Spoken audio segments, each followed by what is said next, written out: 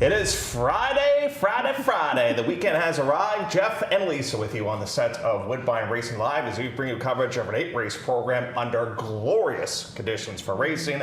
And I am very pleased and very proud to announce that Lisa arrived on time twice in a row with adjusted post time, so job well done. Well, I have to give credit to you and producer Mike because you said don't leave at 1 o'clock on a Friday. You said leave at 12:30, and that's what I did. Yeah. And guess what? There was an accident. And you got here nice and comfortable. You didn't have to rush. No rushing. So it was good. Very good. But don't ask me about my social life anymore. There's no more going out on Friday nights for the rest of the year. It's so funny that you mentioned that because I was just walking in with Tyler Gaskin earlier on today. So we're about the same age, Tyler and I. And I said, remember like when you were a kid and like you would be at home at like 10 o'clock? You're like, maybe we should head out to a club around 11 o'clock. If somebody said to you, Lisa, I want to go to a club tonight, what would you say? Well, tonight we'll be up late. Yeah, 9 o'clock. No shot. I can do it once in a blue moon. Those places to begin with. Yeah, I can do it once in a while, but I regret it. I was that guy in the corner just doing this. Oh, see, I was out there doing this.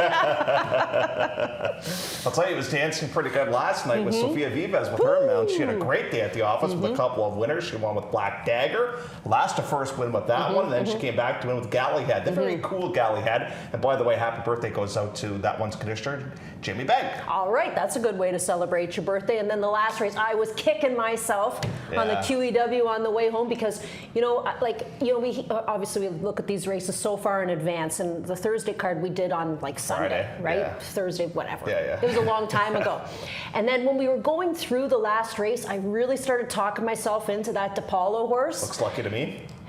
And took a lot of money to 20 to 1 on the line and won at odds of 4 to 1. I think you saw the work, and the work got that horse really set up for a great race yesterday. And that was Errol Ford who was aboard for the win. When we do wrap up the broadcast here today at Woodbine, we're going to have some sad news to pass along, but our wonderful production team just putting together a nice little tribute. So we just are working on that a little bit. So we'll have that for you towards the end of the broadcast, and we'll look ahead as well a little bit later on the program today to some of the big races we have coming up this weekend. Robert kind of touched on them. Obviously, some significant races for not only owners but the breeders who have horses that have relatives going through the sale. If you can win Wednesday. One of these yearling sales stakes on Sunday, then your horse goes up in price on Wednesday. You always like when the auctioneer says we have a late addition to this an update page. Yes, so that's always very, very nice to see. So more on that coming up a little bit later on. Now, the one thing that I'm just so proud of Lisa because sometimes she's kind of up against the clock a little bit from a driving point of view when she gets a little bit accidents. I would say like twice a month, producer Mike and I get the text, guys, gonna be a little late, stuck on the Kiwi. So far this year I've done one show by myself. Well, they closed the highway. I mean, there was no other way to get me here. So thus, time is very much relevant in your life, and you have 2 minutes to talk about a 2-year-old sprint that we're gonna touch on here coming up in race number 3. Now, not all that often do we get 2-year-olds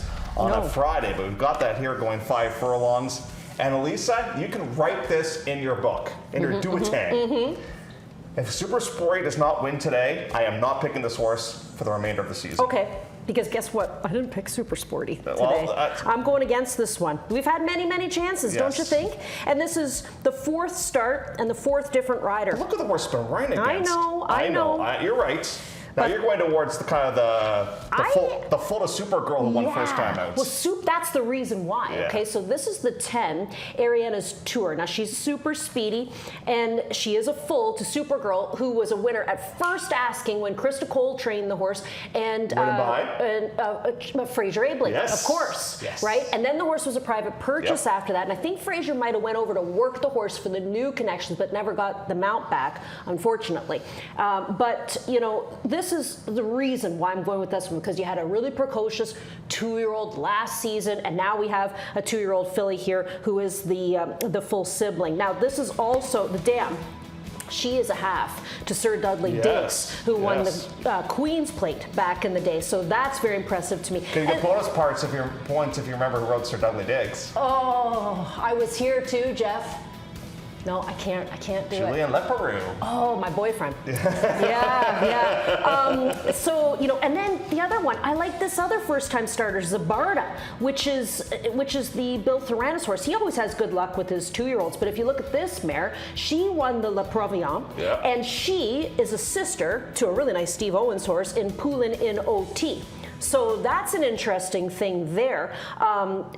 This is the first foal to race, I believe, was a 3-year-old winner from that one. So it just the firsters kind of interest me here. The 10, I know it's not a great post position, but the 10 and the 8, and then I tossed in the 1, Naked in the Forest. Done that a few times. No, sorry, I mean, with the rider change, of course, and Rafael Hernandez will be aboard as Campos goes to the Chur Cup first-time starter. We can understand that because this is one of the barns that he rides for a lot. And that's a half the stitches who won first Very time. Interesting, yeah. There's some nice, there's some really, even this Kevin Attard horse, I don't know how you say the horse's name. Yeah, I don't know, Sobiek, I'm guessing, but I don't know. I looked it up, Jeff, just so I could be on the, I could know what I'm talking about. This was a singer in Minnesota who had passed away. But this is 3 winning foals from that mare was a 5-time winner. So, there's some pretty nice 2-year-olds here on the third. Take a shot with Super Sporty, but you're gone the horse that others like as well. Oh, yeah? Yes. The guy that carries the stopwatch in the morning is a fan of your horse. Oh, really? Yes. I just wish we had a better post position. Yeah, that's it's not all. great. It's not great. Traffic. I see what you did there. That's your next topic in here. And you think that somebody in this race did not have the best of journeys last time out. So tell us who you're speaking of. Oh, boy. Feels like I'm picking on Fraser tonight, but I got a horse that if he gets a great trip with, he can win with, and that's Fenor. We're going to show you the replay from the last race, which was back on July the 12th. So this guy, has had plenty of time to recover since the last race, and you're going to watch this, and you're going to say, man, first of all, I don't know how. Look, it's scary to me when they ride this tight, but I get it. And these are really brave people, obviously, who are aboard. But just watch the trip with the yellow cap, because unfortunately for Fenor, there just was never anywhere to go. Like right here, there's obviously a wall of horses, and you got to give Fraser credit because he keeps on going, right? He doesn't just wrap up. He keeps riding this horse. He's waiting for a hole to open, which never opens up at all. And then even when he tries to go to the outside, he's still going to run up on this 6, and then he gets to the outside here, and we're okay. So, give the horse a clean trip, and I think Fenor is the horse to beat here this afternoon. I did use the 1 Causing Mayhem, who's in for the 10 tag. I did use the 6, that being Tourist Dream. Hey, Tourist Dream is going to be, I think, a little bit of a price, the Susie Drake horse, and this horse could surprise us. Ran really well late in the last start. That was at 7.5, and we get some extra ground to work with. The only thing I don't like is this is such a tougher race. 2-time winners to eligible for non-3, but I think the thinking is get the horse on the inside turf course. And go a little longer.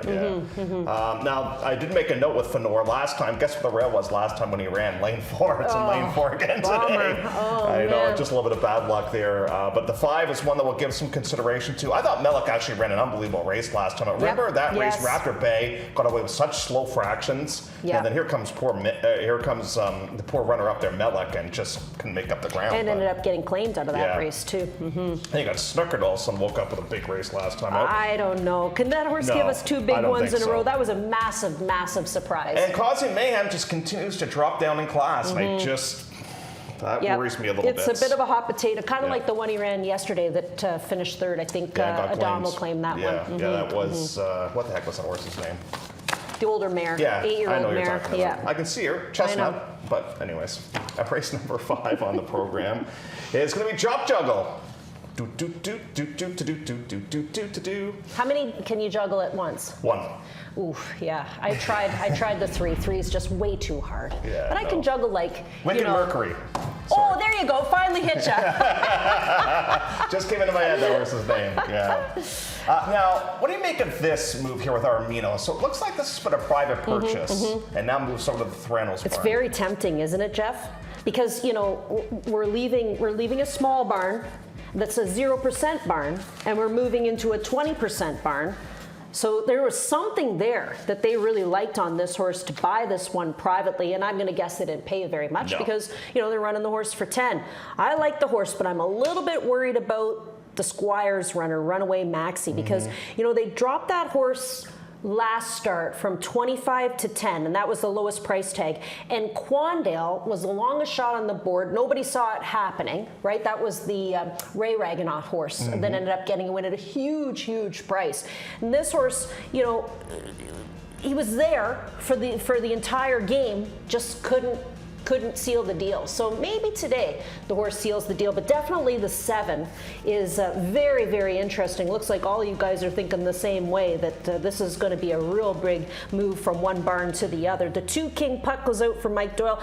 Oh, what a disappointing effort for his horse yesterday. Just again, blind switch killed the horse. Exactly. Just the trip just didn't work out, and then when we started to kick into gear, unfortunately, look at this. Oh my gosh, how it. cute is that? King Putt and Roberts. I think Robert needs to take that one home. Wow. That's what he's like. He'll fit on the couch, Robert. No problem. King Putt and Runaway Maxi got involved in a hectic pace battle last time out. They lined up right beside one another. And there's King Putt's groom. That's Steph. You know, if this horse doesn't turn into a racehorse, he could easily be a lovely show horse. That's a great photo. Good job, Robert. That's awesome.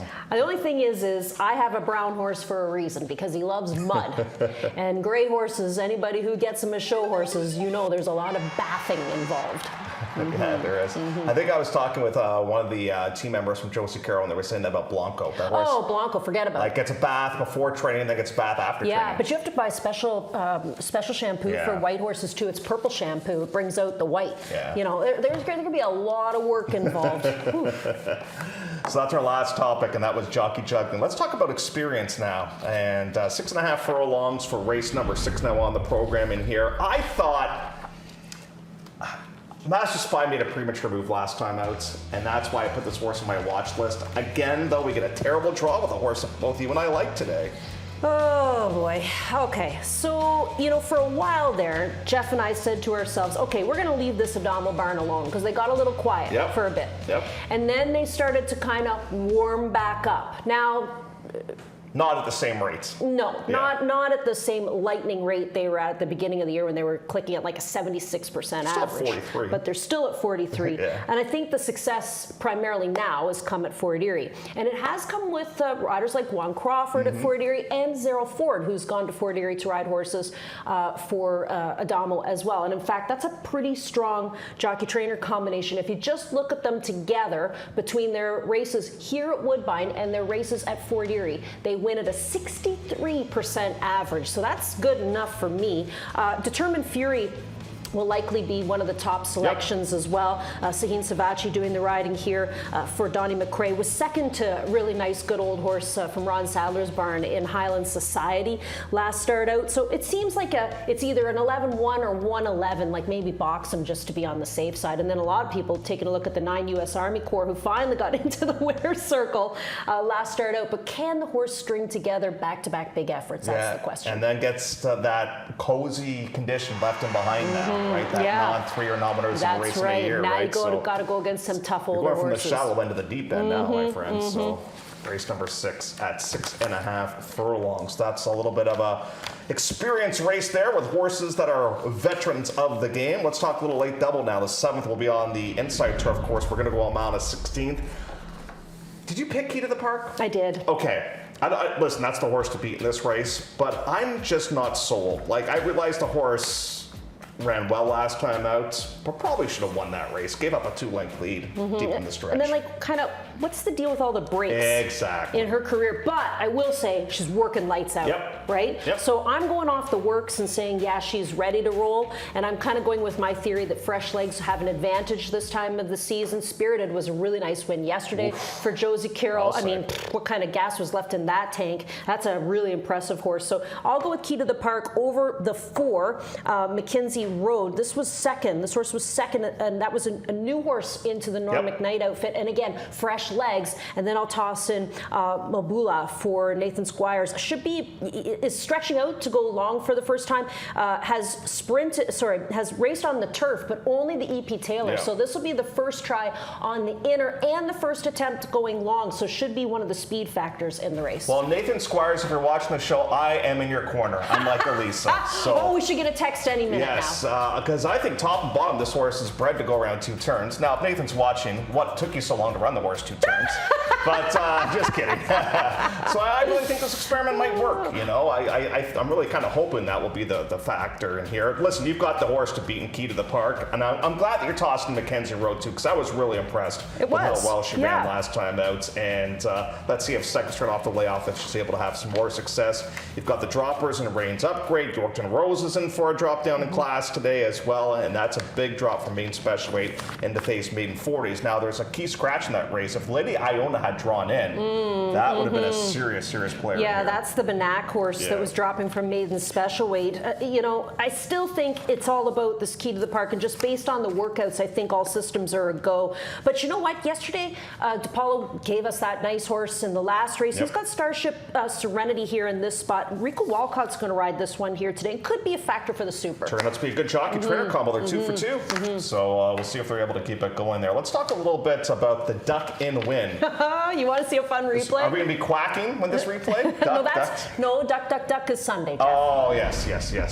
That's right. I wanted to show everybody this. This is a good replay. Yeah, this is a great replay. Like the minute I was flipping through the forum and I'm like, right, Brightly, what do I remember about that horse? And I was like, now I remember. We have to show you the head on, and then we have to show you what this horse overcame in her very last start. So watch her here. She's got the Chick and Dance colors, so she's always easy. No, it's the one next door. It's the 1.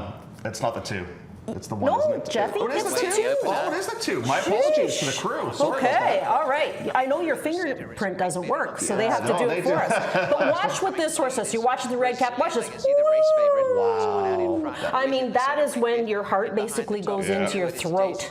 So good on Zero Ford to be able to get her back into the game here. And then we were all watching this race upstairs. Remember, Jeff? And they were like, who is this thing still going to win? So Zero finds the rail, which is great. I mean, he always kind of finds the rail. And he was on a real roll at this stage for winning the first race on the program, too. The first or the second race on the program. And he just takes the fastest route around and is able to get the win. He does go to work on this horse a little bit here, too. But what's interesting to me is that first you overcome what happens, like right off the hop, and then you show some braveness to go through this very small hole on the rail. And then watch this, because this one is going to make it a little bit tricky for this horse to keep going. Like there is some, what's my word, Jeff? What is my word? There's some skibbity with this one. That is a fantastic victory, if you ask me. And I didn't use the horse at the top spot today, but I used the horse in my jackpot high 5. I was super impressed with what happened there. We don't have to worry about it today because we're going 6.5 furlongs, so that's all good. But you know, that being said, I did use the 7 in the top spot, only because moving to the country, and then I heard the song today when I was driving in. But you know, moving to the country on the drop for Banac, then you get Rookie Court for Dunslow, who's just sitting on a win there, and then of course Right Brightly, who could be a player too. I'm going to work Let's Be First. I think what happened last time was she was chasing speed that was just too fast, and she's in now below the claiming price in here. And let's see if Esmond Flores can't get this horse right onto the point here. I'm looking for a bit of a price there in the nightcap in race number 8 for conditioner Mike Mattini. That was the week back on July the 3rd where he claimed, what, about 5 or 6 horses? Yeah, and everybody finished second. Yeah. Right? With the exception of this one. Hopefully Let's Be First is one that's able to go right to the front and make every call a winning one. Great replay, though, there with Right Bright. That's amazing the horse, A, didn't go through the gap, and B, won the race. Jeff, we see that at least once or twice a year, don't we? Crazy. Okay, we got some plays. You're going to go first. Let me see if I can remember what I have here. I can't, so I'm just going to have to wait for the board to come up. What have I got? All right. This first time, we talked about this is the full of Supergirl, right? Or half or full, whatever it is, full. So we're going there. Master Spy, that's that hot combo of Zero Ford and Tony Adamo. Key to the Park with the fresh legs. We talked about that one for Josie. And moving to the country, going to get myself some peaches in race number 8 is the last race for the Jackpot High 5. So my best bet's going to be Armino coming up in race number 5, moving over to the Theranos barn. My watch lister is Master Spy. I thought moved too early last time out, so I'm hoping for a bit of a more timely ride here today. My taking a chance is Mobula, who we've touched on, and my price play is going to come up in race number 8, that being Let's Be First. There's a look at my plays of the day. You want to see pressure? These two riders here are putting pressure on El Diabolito, who's going to go long for the first time. And Doug's made the horse his best bet. Ron's jumping on the bandwagon as well. And I swear I'm not the Woodbine TV prod, but they keep picking my I'm picks. starting to think you are. I think we have discovered who the Woodbine TV prod is. Now, why would I do that twice? Somebody's copying my work, I think. Well, you know what? Maybe I wouldn't be copying my work. Maybe Ernie Perry says you're copying his work. Maybe. Guess who's made on really? the block? Yes. Jeff, you surprised me there. Okay, Yes. well that makes me feel even better about this horse. Yeah. I'm really excited to see what this one can do here today. Ariana's tour for Krista Cole. Like we said, it's a full to Supergirl, who was a winner at First Asking when she competed as a 2-year-old in the Krista Cole barn with Fraser Abley aboard. It's the work from the gate that catches their eye. 48-3 from the gate. It's just the post that stinks. It does. Yeah. It does. Next Wednesday is our sale here at Woodbine, and it's always a nervous time when you have a horse going through the ring, and you just want to make sure that, well, first of all, you put them in bubble wrap starting when they ship in here, and you just make sure that they make a great appearance. And you want to obviously have some good pedigree on your page, and here are some horses that have got some siblings going through the sales ring. You know what's always interesting, Jeff? You know when the babies ship in because all you hear is screaming on the backstretch. Where's my friends? Where's my paddock? This is a whole new experience. But I learned something new the other day, What's and that? my good friend Erica Rusnak taught it to me. Great breeder. Mm-hmm. Yes. So I'm always like, who goes first through, like who's first in the catalog? How does that get lined up? Sorted out. It goes by a letter of the alphabet of the mare, and it changes every year. Very good. So it's fair. Right. So Erica this year, she's got hip 1. I saw, but it's elbows up, right? Yes. And I love that. Yes. I think, nothing could be more appropriate for the Canadian sale that the first horse going in the ring has a name, because very few horses actually have names when they go in the ring, but has a name, and it's elbows up. Yeah, it's a great name too. And the reason she did that, she was telling me she was afraid it was going to get taken, because that was really popular back. Of course. So she wanted everybody to make sure, wanted to name a horse so she wanted to make sure she got it, and she did get it. It was actually a suggestion. My mom and dad's baby with all the white. Yeah. That was a suggestion. It was elbows up, and I thought, it's a Kentucky bred, so you really can't do that. yeah. So let's look at our CTHS horse reference page with horses that have siblings going through the sale coming up next Wednesday. When we come back after this commercial break, we're going to remember a rider that's had an amazing career. More Woodbine Racing Live after this. Love horse racing? HPIBet.com is Canada's leader in online horse betting. Access thousands of live races from hundreds of tracks worldwide instantly. Enjoy the most advanced betting tools like AI Smart Picks and exclusive cashback rewards you won't get anywhere else. Join today and get up to $100 in free bets. Get the ultimate horse betting experience with HPIBet.com.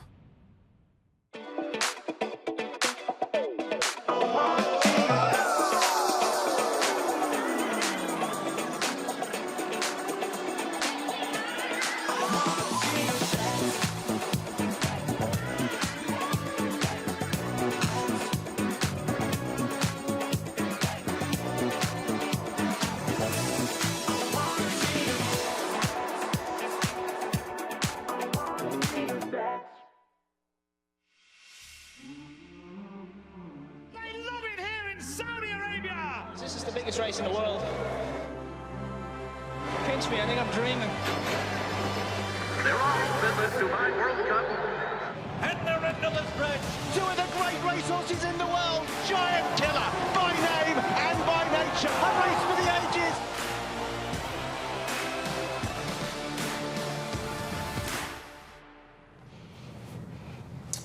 29 minutes away from the opener here at Woodbine. Well, this afternoon we started to hear some rumors of some very sad news. Then we got confirmation that dual Hall of Fame rider Ron Turcotte, Canadian, had passed away at the age of 84. Now, Ron will forever be famous with his great ride with Secretariat. Imagine winning the Belmont by 30 plus lengths at Triple Crown. Here's this guy from New Brunswick, and a great Canadian rider. Him, you think of Sandy Hawley, Robin Platts, guys like that. And I think there was a quote I remember him saying that he looked behind him and he was actually scared because they opened up such a big margin of victory, and just you know, he had an amazing career, and he actually left school at the age of 14. Wow.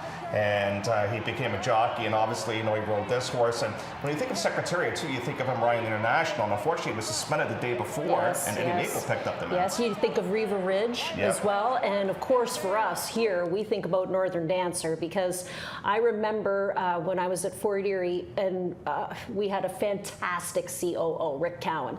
And Rick said to me, Elisa, we're going to call Ron Turcotte and get him to come in and be our draw master for the Prince of Wales. I thought, are you serious? You got to know somebody to get Ron Turcotte. And he got him there. It was fantastic. Now, the estate of Michael Burns actually owns the negative of Northern Dancer's maiden win with Ron Turcotte aboard. No one in the winner's circle. No one in the winner's circle. And he autographed it for a very lucky few. And he took me to his truck. He had a big red van.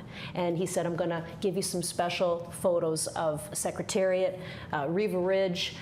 He autographed them for me. I mean, he was such a great ambassador, not just for Canadian racing, just for horse racing in general. And of course, his family line in racing, you know, continues here in Canada. So he's going to be, we're really going to miss him. I haven't seen him in a long time, but God, he was full of some great stories. And with that statue that we showed you is now in the Canadian Horse Racing Hall of Fame. And what a terrific job the artist did with that statue. And just such a cool photo as well. And here's a look at a photo with him riding Northern Dancer as a young horse. Actually broke his maiden down at Fort Erie. Yeah, and it's the coolest picture. I mean, this picture, like how Canadiana is this picture? Oh, I mean, today, if you want to, you can go visit Northern Dancer's grave in Oshawa. Yeah, it's actually a historic site. But yeah, certainly our condolences go out to the entire Turcotte family. I know he used to, well, of course, he made his home in Quebec, and he had a cabin, a hunting cabin, I think a fishing cabin up there, and I think there were a lot of fun days up at the cabin. But I think a lot of people were heavily impacted by Ron over the years, probably inspired a lot of people to ride as well. Over 3,000 wins in his career, and was a champion rider around these parts, as a matter of fact, and I imagine was idolized throughout his entire career too, you know? Yeah, superstar. If you were a young rider, you wanted to be just like Ron Turcotte. So from all of us here at Woodbine, just want to pass along our condolences to the Turcotte family.